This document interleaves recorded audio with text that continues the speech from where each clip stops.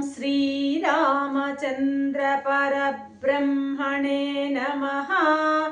श्रीगुरुभ्यो नमः। श्रीमात्रे नमः। श्रीगणेशाय नमः।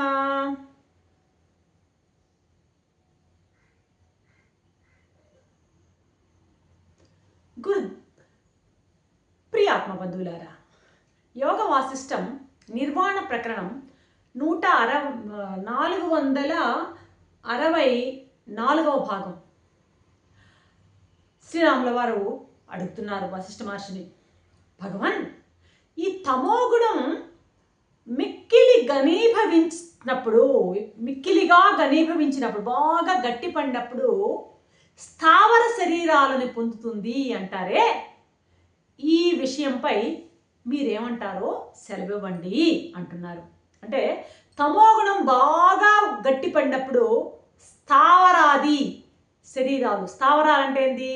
చెట్లు, చేమలు, రాయి, రప్ప ఇవన్నమాట. చెట్లు, చేమలు మొదలైనవి స్థావరాలు అంటాం. వాటిని కదలిక లేకుండా ఒకే చోట స్థిరంగా ఉండే వాటి స్థావరాలు అంటాం. ఈ స్థావరాలలో తమోగుణం బాగా బలపడి ఉన్నప్పుడు ఆ స్థావరాలు రూపం పొందుతుంది అని అంటుంటారు కదా. దీని విషయం ఏం చెప్తారు మీరు? గతంలో ఏం చెప్పుకున్నాము? ఆ సత్వ సృష్టిల గురించి చెప్పుకున్నాం. సత్వము, సత్వ రజస్సు, సత్వ తమస్సు అని. సత్వంలో దేవతలు ఉంటారని, సత్వ రజస్సులో రుద్రులు మొదలైన ఉంటారని, సత్వ తమస్సులో నాగులు, విద్యాధరులు ఉంటారని నిన్న మనం గడిచిన ఎపిసోడ్లో చెప్పుకున్నాం. అలాగే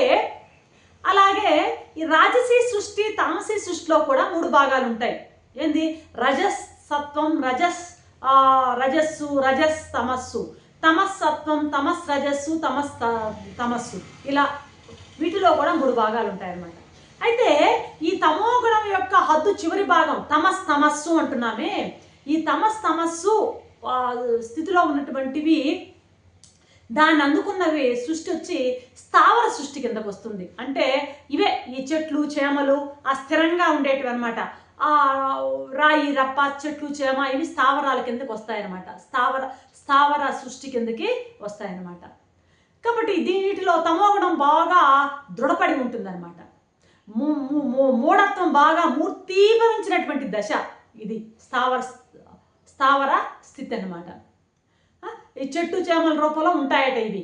తమోగుణం బాగా మూర్తీభవించిన స్థాయిలో ఉంటాయట ఈ చెట్టు చేమల్లో. మౌఢ్యం అనేది బాగా ఘనీభవించిన దశ అన్నమాట ఇది. ఏది? ఈ స్థావర సృష్టి. ఇవే స్థావర శరీరాలు. ఈ స్థావర శరీరాలు అంటే మనం ఏమర్థం చేసుకోవాలి? ఇక్కడ తమోగుణం బాగా గట్టిపడి ఉంది అని మనం అర్థం చేసుకోవాలన్నమాట. తమోగుణం యొక్క తీవ్రతరమైనటువంటి రూపమే స్థావర శరీరాలు ధరించింది అని మనం అర్థం చేసుకోవాలన్నమాట. అలా స్థావర శరీరాలు కనిపించేది ఆ తమోగుణం యొక్క తీవ్రమైనటువంటి తమోగుణ రూపమే అని అర్థం చేసుకోవాలన్నమాట. అవి ఎలా ఉంటాయి అంటే, వాటికి కూడా మామూలుగా ఈ స్థావర శరీరాల్లో కూడాను జీవ చైతన్యము ఎలా ఉంటుందయ్యా ఈ స్థావర చైతన్యాల్లో అంటే, స్థావరాలలో జీవ చైతన్యం ఎలా ఉంటుందంటే, ఆ జీవ చైతన్యము సుఖము దుఃఖము గ్రహించదన్నమాట. సుఖ దుఃఖ గ్రహణాన్ని కోల్పోతుంది. ఈ స్థావరాలు వాటికి సుఖము దుఃఖము తెలియదు. అర్థమైందా? ఇంకా కూడాను వీటికి మనన శక్తి ఉండదట. అంటే మన మనస్సు మనన చేసేటువంటి పనిని మనన శక్తి అంటే ఆలోచన చేసే శక్తి ఉండదు చెప్పాలంటే. సుఖదుఖాల ఎప్పుడైతే ఆ మనస్సు శక్తివంతంగా ఉండదు, మనసే కదా సూక్ష్మ శరీరమే సుఖమైన దుఃఖమైన పొందేది. మనన శక్తి ఉండదట వీటికి, స్థావరాలకి. మనన శక్తి రహితం అన్నది అర్థం చేసుకోవాలి ఇక్కడ. అయితే ఇక్కడ ఒక పొరపాటు పడే అవకాశం ఉంది. ఈ మనన శక్తి రహితం అంటే అమనస్క స్థితి. మనం అంటామే మనస్సును లయం చేసుకోవాలి, మనసును పనిచేయకూడదు, మనసుని కంట్రోల్లో పెట్టుకోవాలి, మనసుని ఆత్మలో లయం చేయాలి అంటుంటామే జ్ఞానంలో. అటువంటిది కాదు ఇక్కడ. అంటే అమనస్క దశకి కాదు ఇక్కడ, మనసు లేకుండా పోవడం కాదు ఇక్కడ అనమాట. అంటే ఆ అమనస్క దశకు వచ్చారంటే జ్ఞానుల కిందకి రావాలి ఇప్పుడు ఈ స్థావరాలు. అది చాలా గొప్ప స్థితి, జ్ఞాన స్థితి. ఏది అమనస్క స్థితి. ఇక్కడ మనం చెప్పే మనన శక్తి లేదు అనడం ద్వారా ఆ అమనస్క స్థితి అని మనం అర్థం చేసుకోకూడదు అంటున్నాం. కొంచెం బాగా పట్టుకోవాలి పాయింట్. అర్థమైనా? అమనస్క స్థితి వేటిలో ఉంటుంది? బాగా జ్ఞానం పరాకాష్ఠలో ఉంటుంది. మనస్సు పనిచేయని స్థితి, మనస్సు అనేది లేకుండా సంకల్ప వికల్పాలు పూర్తిగా రద్దయిపోయి మనస్సు నిష్క్రియమైపోయి మనస్సు అనేదే లేకుండా మనస్సు కాస్త ఆత్మలో లయమైపోయినటువంటి స్థితి జ్ఞానస్థితి, జ్ఞానుల స్థితి, గొప్ప స్థితి అది. అది కాదు ఇక్కడ మనన శక్తి రహితం అంటే అట్లా అర్థం చేసుకోకూడదు. ఇక్కడ అక్కడేంటది ఆ జ్ఞానశక్తి సంకల్ప వికల్ప రహితమైనటువంటి స్థితి. అటువంటిది కాదు ఇక్కడ అనమాట. అలాగని మనసు ఉందా అంటే ఇక్కడ మనసు ఉందో లేదు.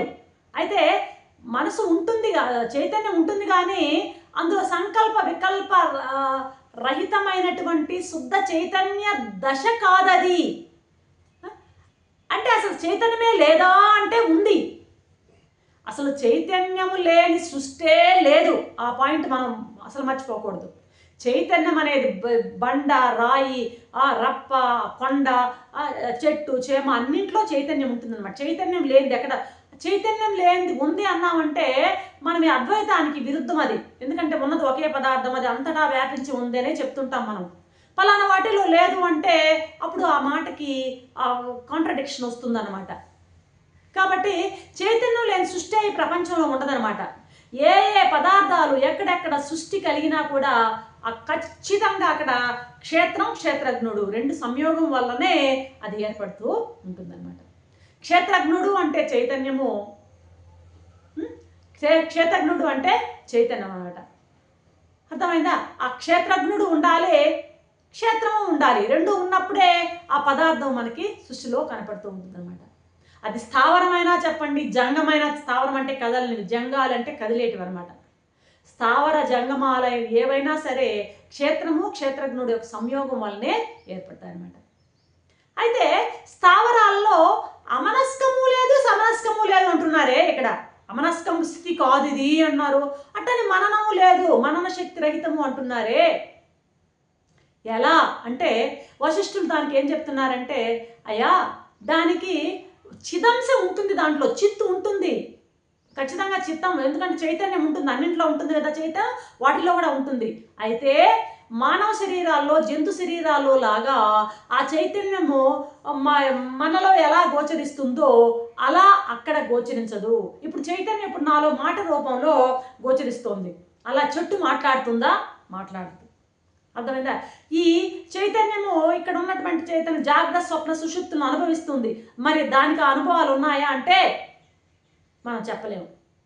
కాబట్టి ఈ చైతన్యం ఉంది, కానీ చైతన్యం అన్నిట్లో చైతన్యం ఉంది, స్థావరాల్లో కూడా.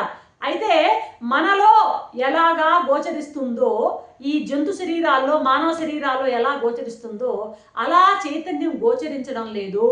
ఒకటి అలా గోచరం కాకపోయినా ఉండడమేమో ఉన్నది, లేకుండా పోలేదు, ఉంది, సత్రూపంగా ఉంది, ఎగ్జిస్టెన్స్ రూపంలో ఉన్నది అనేటువంటి రూపంలో ఉందన్నమాట. చైతన్యం ఉన్నది కానీ బాగా ప్రస్ఫుటంగా కనిపించటం లేదు. ఇది ఇక్కడ కరెక్ట్గా మనం పట్టుకోవాల్సిన పాయింట్. చైతన్యం లేదా అంటే ఉంది, ఉంది, కానీ బాగా ప్రస్ఫుటంగా మనలో లాగా కనపట్టలేదు. తటస్థ స్వభావాన్ని ఆశ్రయించి ఉండిపోతుంది స్థావరాలలో.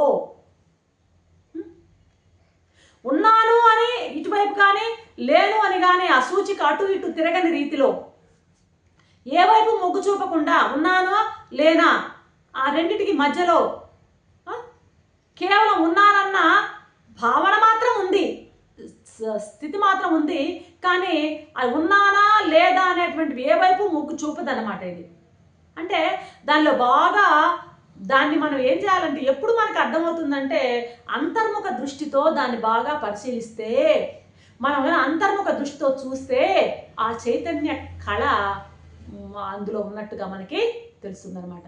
అందులో ఉండే చైతన్య కళ గుప్తంగా ఉంటుంది, కానీ మనకు గోచరం కావడం లేదు. చైతన్యం అయితే ఉంది కానీ మనకు కనబడట్లేదు. అంతర్ముఖ దృష్టితో చూసే వారికి మాత్రమే గోచరిస్తుంది, అందరికీ దాంట్లో ఉన్న చైతన్యం కనబడదు. కాబట్టి రామ స్థావరాల్లో కూడా ఆ చిత్ కళ ఉందయ్యా. ఆ చిత్ కళ లేదు స్థావరాల్లో అంటే అప్పుడు సర్వత్రా ఏకరూపంగా ఉన్నటువంటి పరమాత్మ అనే భావానికి భంగం కలుగుతుంది. అటువంటి మాటకు అర్థమే లేదు. ఉన్నదంతా ఒకటే, ఆ ఒకటే సచ్చిదానంద రూపంలో అంతా వ్యాపించి ఉందన్న మాటకి అర్థమే ఉండదన్నమాట. కాబట్టి స్థావరాల్లో ఉంది చైతన్యం, కానీ అది మనలాగా ప్రకటితం కావడం లేదు. కాబట్టి ఈ స్థావరాలు తమోగుణం బాగా ప్రబలినటువంటి స్థితి కాబట్టి ఈ ముక్తికి చాలా దూరంలో ఉన్నాయి. వీటిలో సూక్ష్మ శరీరం ఉన్నదా అంటే ఉన్నది, కానీ నిద్రాణ స్థితిలో ఉన్నది, నిద్రాణమై ఉన్నది. ఈ స్థితి బాగా దుఃఖకరమైనటువంటి స్థితి రామా. ఇంద్రియాలన్నీ శూన్యం అయిపోయినాయి ఇక్కడ. అలా ఇంద్రియాలు అనేటివి లేవు ఇక్కడ, పనిచేయడం లేదు. కాబట్టి మూగ గుడ్డి జడాల్లాగా జడులు మూగ ఆ రకమైనటువంటి జడత్వ భావంతో ఉంటున్నాయి స్థావరాలు. కేవలం సత్తా మాత్రమై ఉన్నాయి, అంతేకాని వాటిలో ఉన్న చైతన్యము ప్రకటితమై మనలాగా కనబడటం లేదు. స్థావరాల పరిస్థితి ఇది రామ అంటూ వివరించాడు వశిష్ఠ మహర్షి. రేపటి ఎపిసోడ్లో మరొక అంశంతో మేము వదులుంటాను. అంతవరకు సెలవు. సర్వం శ్రీరామచంద్ర.